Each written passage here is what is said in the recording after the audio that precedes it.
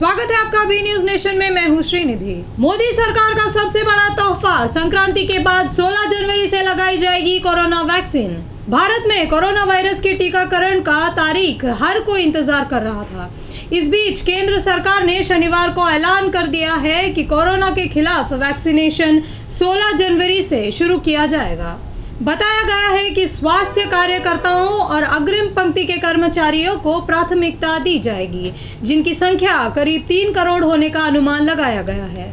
इसके बाद 50 साल से ऊपर के लोगों को वैक्सीन दी जाएगी। मीडिया रिपोर्ट्स के मुताबिक पीएम मोदी ने शनिवार को कोरोना वैक्सीन के लिए राज्य और केंद्र शासित प्रदेशों की तैयारियों के साथ देश में कोरोना वायरस की स्थिति की समीक्षा के लिए एक उच्च स्तरीय बैठक का अध्यक्षता किया है। इस बैठक में कैबिनेट सचिव, प्रधान सचिव, स्वास्थ्य सचिव और वरिष्ठ अधिकारियों ने भाग लिया है। कोरोना वैक्सीन सबसे पहले health care professionals, frontline workers, सेना और अर्धसैनिक दल को लगाई जाएगी।